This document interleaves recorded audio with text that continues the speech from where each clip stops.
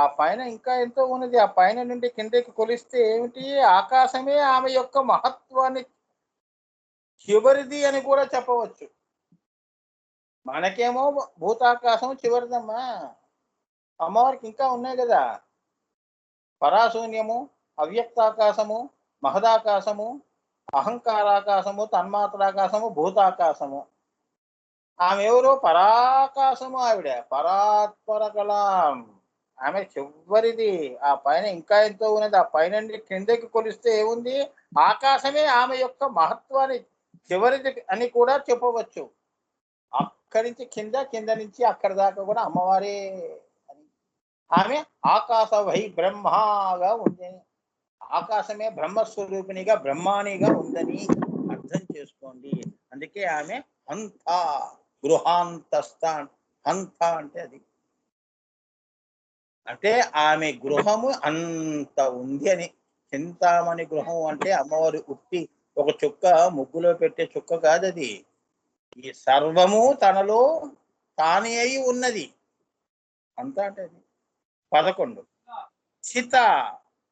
చిత అంటే ఏంటంటే నాన్న, మనుషులను దహించటానికి ఏర్పాటు చేసిన చెయ్య.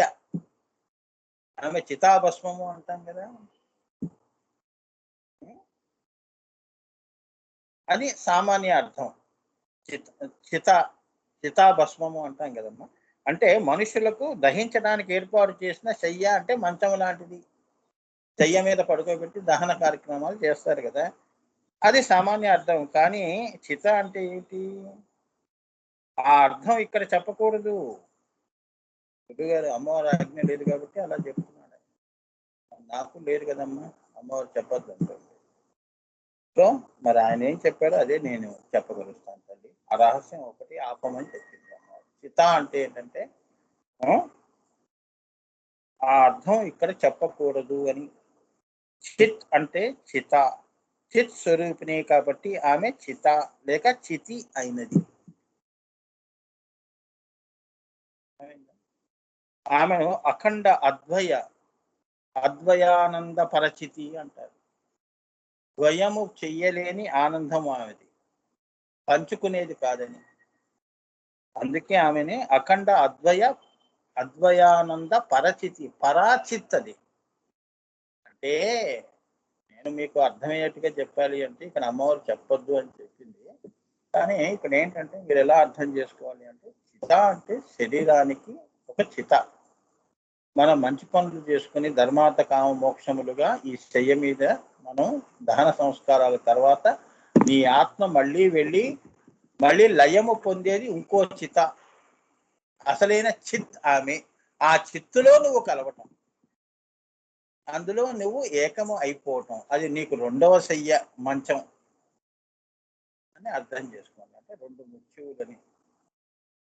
మృత్యోర్మ అమృతంగమయ్య అంటే ఏంటంటే అమ్మవారు ఆ చిత్తుని తనలో కలుపుకోవటం. ఆమె చిత్ అంటే చిత్త అని, చిత్ స్వరూపిణి.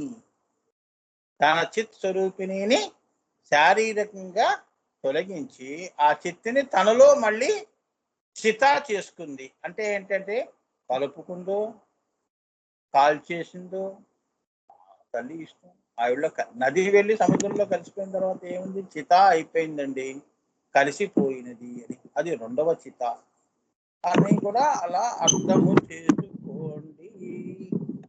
ఎందుకంటే దీనికి ఇంకొక అర్థం ఉన్నది, కానీ గురువు గారు చెప్పకూడదు. ఆజ్ఞ, అమ్మవారి ఆజ్ఞ పాటించటం తప్పదు.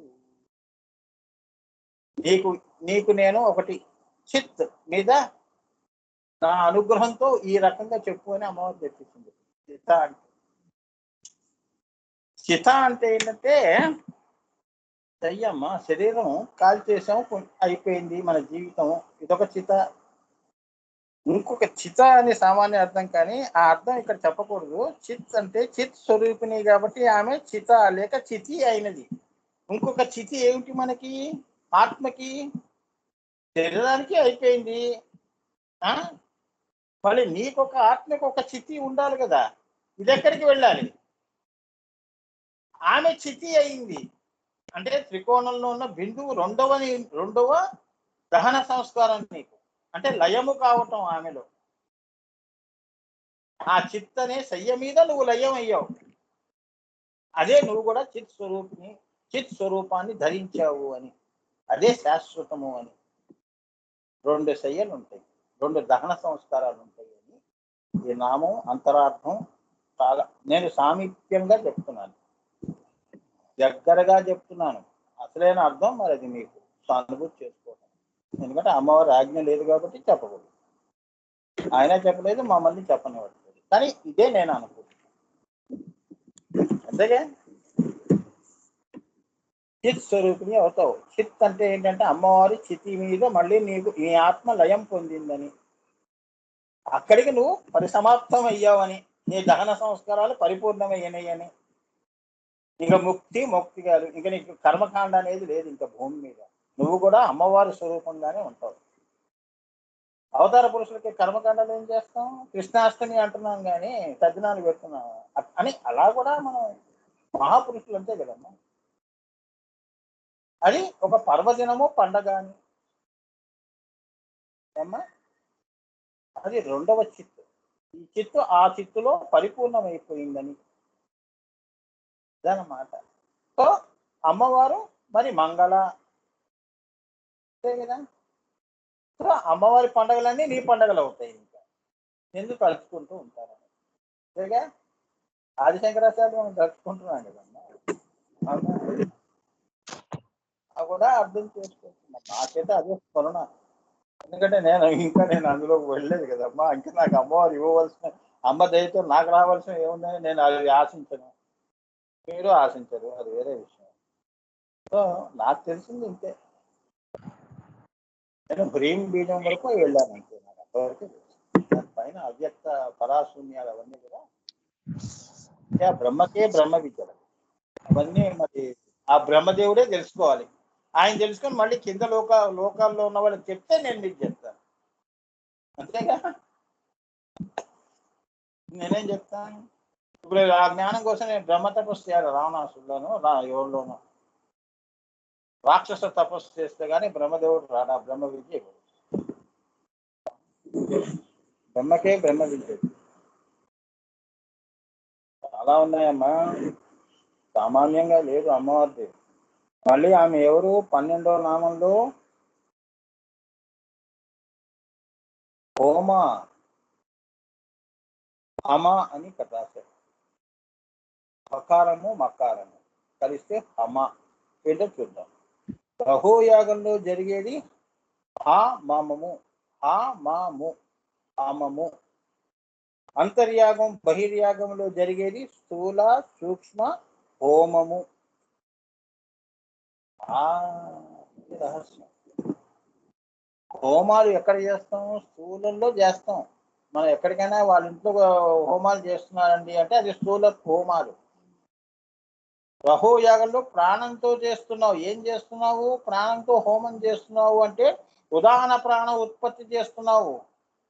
అదొక అంతవరకు హోమం అనాలి. ఇక మహాయాగములో ఆత్మ ప్రస్థానంలో అది హామము. హా అకారము ప్లస్ మకారము అయింది అంటే ఆకాశం అయిందని, హ్రీం బీజం అయిందని. అది నువ్వు అవుతున్నావు అంటే ఫలం వచ్చిందని.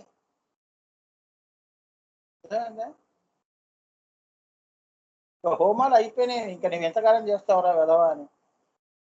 నువ్వే ఆకాశమై బ్రహ్మ, అహం బ్రహ్మాస్మి అయిపోయావు నువ్వు అని. అది అలా ఉంటాయి అక్కడ ఫలాలు. మరి స్థూల సూక్ష్మంలో చేసే హోమాలు ఆ మమము దగ్గర నిన్ను చేర్చడానికి చేసుకుంటున్నావు. అవి ఫలాలు నీకు. నిన్ను ఆకాశం చేయటం కోసమే హోమం చేస్తున్నామండి. అదే రహో యాగం అండి. అప్పుడు నువ్వు ఆత్మ అవుతావు అండి. ఆత్మ అయ్యి 3వ కన్ను దగ్గరికి వెళ్తావు. అక్కడ హామము అహం బ్రహ్మాస్మి అని అంటావు. అది నీకు రావాల్సిన ఫలం.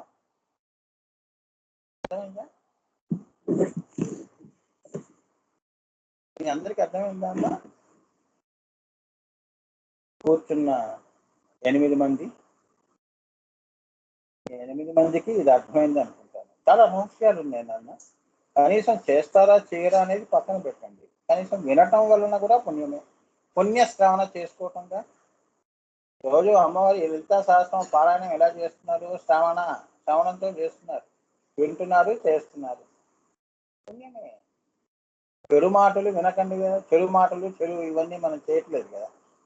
ఇది ఇవన్నీ మంత్రాలు కాబట్టి నిన్ను ఎప్పుడూ ఆత్మని స్థూల సూక్ష్మ సూక్ష్మతర సూక్ష్మతమము ఈ 4 శరీరాలని ఈ 1000 నామాలు నిన్ను శుద్ధి చేస్తాయని, అదే విశుద్ధి చక్రం దగ్గర చేరుస్తాయని. అందుకే రోజు చదువుకో తల్లి అంటారు. అవునా? మంచి మాటలతో కూడా మంచి మనుషుల్ని మనం ఆకట్టుకుంటాం. ఆ మంచి మనుషులు మన కష్టం తెలుసుకుని దైవం మానుష రూపేనా అని ఎవరో వచ్చి నీ కష్టం తొలగిస్తాడు. నువ్వు చేసావు కదా మరి రోజు లలితా సహస్రనామంతో, ఇగో ఇది నీ ఫలితం. వారికి సంకల్పం కలిగించి నీకు సహాయం చేయమని నేను చెప్పాను అంటున్నాము. అందుకే మంచి శ్రవణ చేయటం. అవసరం ఉన్నవాడికి అన్నం పెట్టడం, అవసరం లేని వాడికి ఎందుకు అన్నం బిర్యానీలు పెట్టడం? ఆకలితో ఉన్నవాడికి పెడతాం కదా. అమ్మా అంటే అయ్యో పాపం ఏ ఆకలిగా ఉన్నారని చక్కని ఎవరైనా కూడా ఎంత పరిస్థితుల్లో ఉన్నా వెళ్ళి ఏదో ఇంతో అంటూ సాయం చేశారు.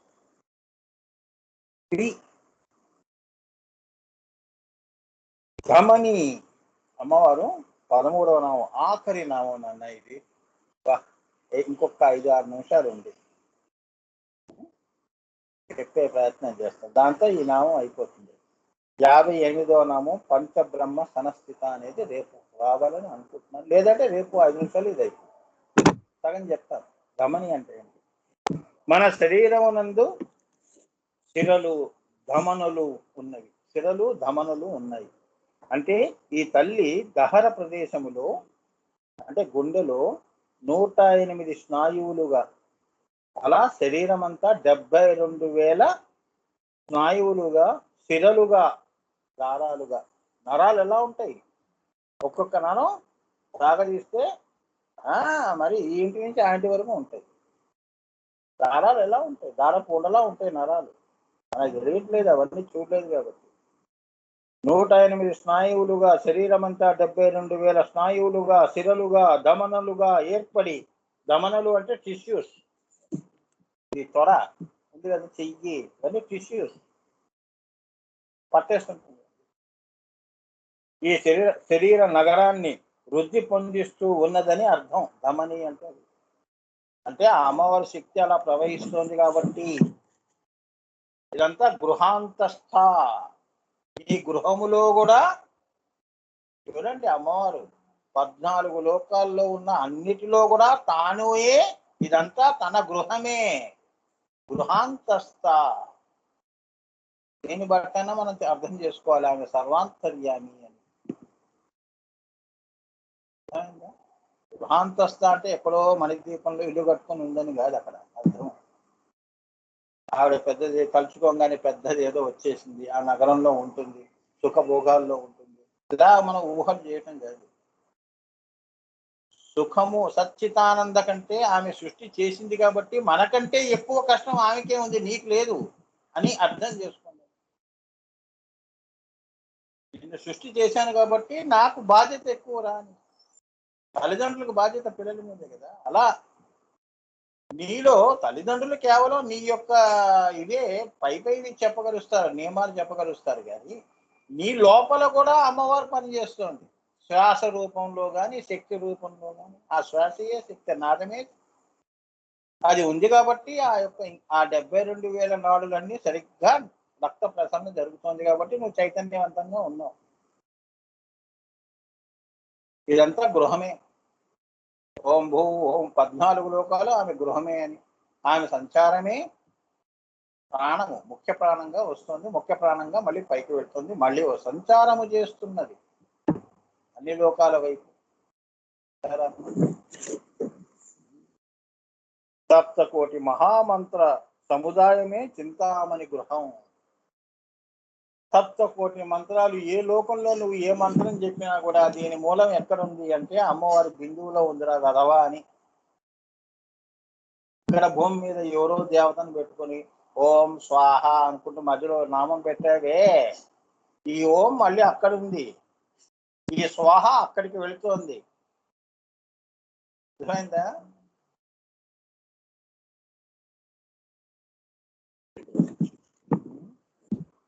ఏ చింతామణి గృహం అంటే వస్తు సముదాయాలే కాదు, ఇల్లు అంటే ఇల్లుని మనం నీట్గా పెట్టుకుంటున్నాం వస్తు రూపం, ఇలా కాదు. అది మంత్రము, మహామంత్రము సముదాయం అంతా కూడా తప్పకోడి మహామంత్రాలు కూడా నిలయమే అని.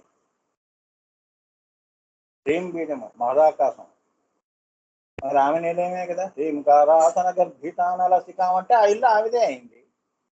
ఓంకారం అంటే ఇదో ఈ సృష్టి అంతా ఆమెదే చాలా, ఆమె గృహమే కదమ్మా. ఇక్కడ నాది నీది అనేది ఏముంది? నువ్వు ఉన్నంత వరకు నాది అనిపిస్తుంది, నువ్వు పోయిన తర్వాత నాది, అది ఆమెదే అయిపోతుంది. అదే మాయా, మహామాయ స్వరూపం. శరీరం కూడా నేను నేను అంటూ బతుకు మాయలో, పోయిన తర్వాత నేను ఎక్కడ పోయాడు? అందుకే అందరి మంత్రస్వరూప పరాదేవికే కామకోటి అని పేరు. ఆమె కామకోటి, కామకోటి పీఠం అంటారు కదా, కామకోటి సప్తకోటి మహామంత్రాల నిలయం కాబట్టి అది కామకోటి అంటారు. అంటే ఏ కోరిక పెట్టుకుని నువ్వు అది బిందువుని అర్చించినా నీకు ఇచ్చే ఫలం మటుకు అక్కడికే వస్తుంది నాయన.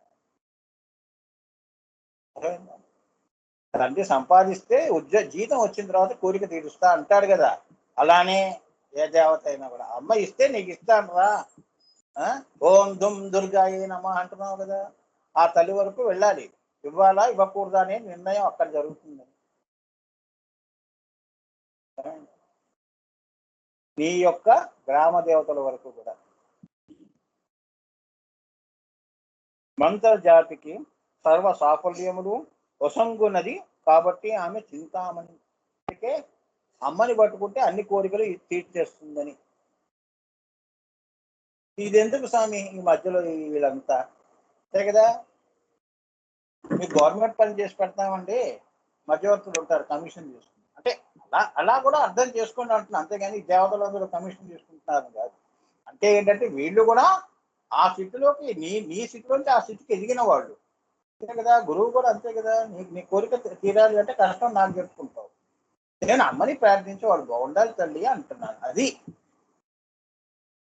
నిన్ను నమ్ముకున్నారు తల్లి, నన్ను కాదమ్మా అని, అట్లా అన్నమాట. అలా సాఫల్యం చేస్తుంది అమ్మవారు. సరే, అందుకే గురువాక్యం అంత పవర్ఫుల్. గురు ఆగ్రహం అంతే, గురు అనుగ్రహం కూడా అంతే. అందుకే ఇక ఆమె అన్ని ఇస్తుంది కాబట్టి ఆమె చింతామణి, కామధేనువు, ఏ పేర్లోనే కల్పవృక్షం అనండి, చింతామణి అనండి, మొదలైన కోరిన కోరికలకు సద్య ఫలితమును వసంగునని పిండితార్థం. అన్ని సాధ్యమైనవన్నీ అసాధ్యాలు సద్య ఫలితమును, ఏదైనా ఇహ పర రెండు ఇచ్చేది ఆ యొక్క చింతామణి గృహాంతస్థ అని. అంటే దీన్ని బట్టి అర్థం ఏమైంది అంటే రోజు చక్కగా మణిదీప వర్ణన చదువుకుంటే కామధేనువు పూజ చేసినంత ఫలితం. చాలా శ్రీచక్ర ఆంతర త్రికోణమే చింతామణి చెప్పాను కదా, అది పట్టుకున్న వాడికి ఇంకేముంది.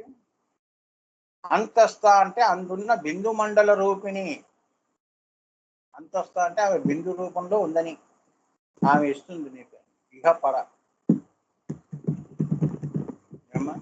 అంటే సాలోక్య సామీప్య సారూప్య సాయుధ్య లయ, తర్వాత నిన్ను మహాలయ కూడా చేస్తుందని, పరాశూన్యంలో నిర్వికల్ప సమాధులు కూడా ఇచ్చే తల్లని. ఆమెకి తెలియకుండా ఎవరు కూడా ఇచ్చే శక్తి ఎవరికి లేదు. అందుకే ఆమె దగ్గర మహాసిద్ధులు ఉంటాయి, మామూలు సిద్ధులు కావు, గాల్లోంచి ఏదో తీయటం కాదు, ఈ సిద్ధులు కావు. అమ్మవారు మహాశుద్ధి ప్రతాప.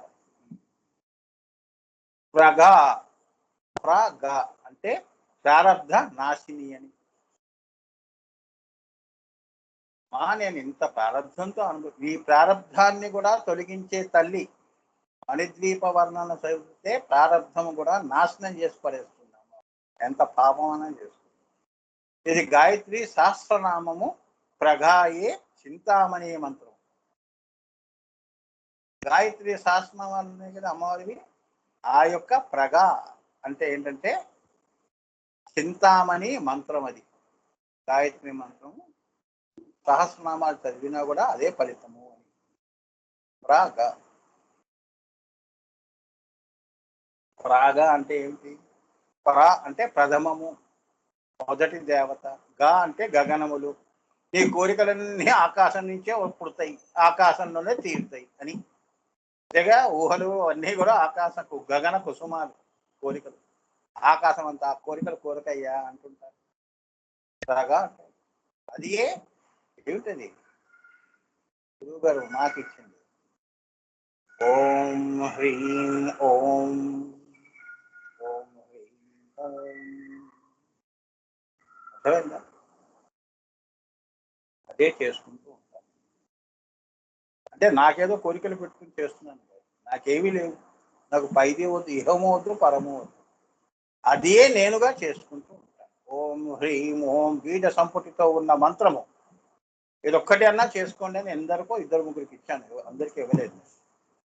త్రికోణ గృహము యొక్క అంతము అంటే శిఖరము అని, దానిపైన పరాశూన్యం.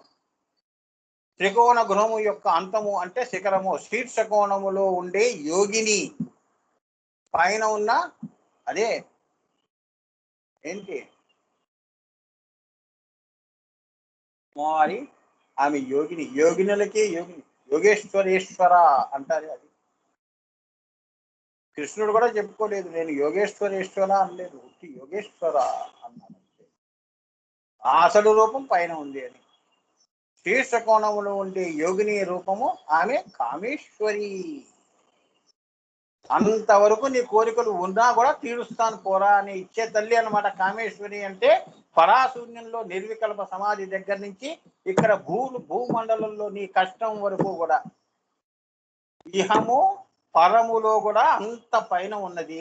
ఇహములో కూడా ఆకాశం ఎత్తు కోరికలు కోరుకున్నా కూడా ఇస్తాను పోరా అని. అదే ఓం హ్రీం ఓం. ఇక్కడికి నామం అయిపోయింది. ఏమన్నా ఉంటే